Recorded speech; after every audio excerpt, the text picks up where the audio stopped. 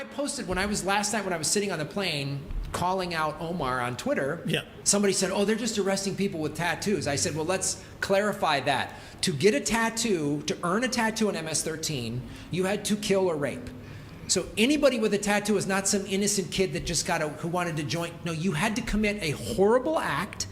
So arresting someone with these tattoos that the government and the cops know, you have this tattoo, we know you've done something awful, that's fine by me. And again, fix all of these problems. You're a congresswoman.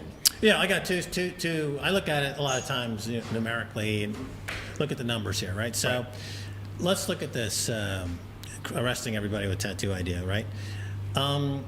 If the arrests were not of the actual people doing the murdering and it was more random, then the murder rate would not have dropped down to towards zero.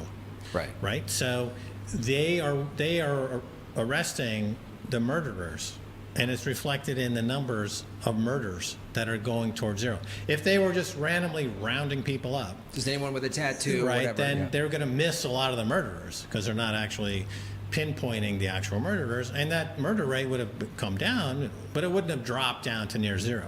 Okay, number one. So obviously, they're putting the murderers in jail.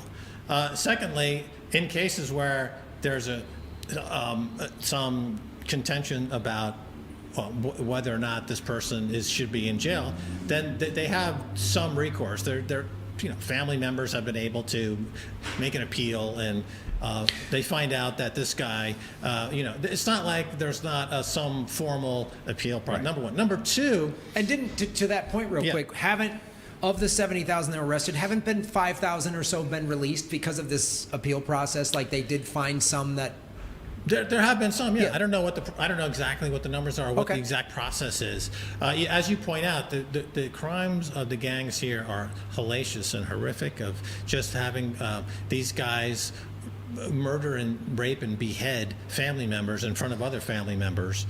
And they're doing it for nickels and dimes. When they bust these gangbangers in El Salvador, they find buckets of pennies and nickels. I mean, these guys are just low-grade thugs that they're shaking people down for loose change. They go on a bus and get everyone to give them a quarter. But they make $6 billion they were extracting from the economy. Now, here's the second number to look at. So President Bukele's popularity is 94%. So that means that, okay, they put 75,000 gangbangers in jail. Each one of those people has a mother, has family, right? So the way to get to 94% is that the mothers of these gangbangers are voting for Bukele. They don't even want their sons out of jail, right? They're happy to see them in jail. They have these guys are the worst of the worst.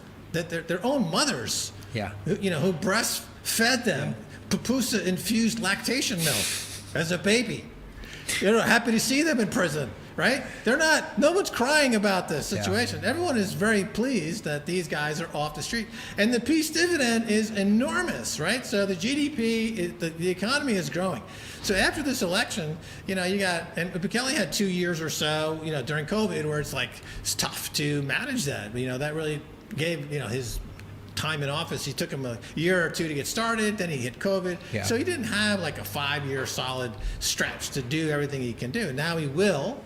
So we're going to see, I really believe GDP is going to double in the next 5 years. It's going to go from 28 billion, closer to 70 billion, or 60 billion, 65 billion. And, that's just going to have an enormous impact on everybody in the entire, that's everything, and all the opportunities are here. I mean, I tell people all the time, if you have any skill whatsoever, you can build a house, you can program a computer, you know how to teach surfing, anything you can do, come here and you can set up, get going, and ride the coattails of this phenomenal growth, right? This growth story. We have the passport program for $1 million. You can get a passport in 6 weeks.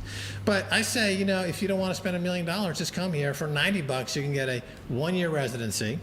You renew it after 2 years, then you renew it again after 2 years. So after 5 years, you can apply for citizenship. And during those 5 years, the people who are paying $1 million to get their passport are throwing huge money into the economy, and it's growing by leaps and bounds, and you're reaping the benefit of those people. And you don't have to spend $1 million. You can spend $90.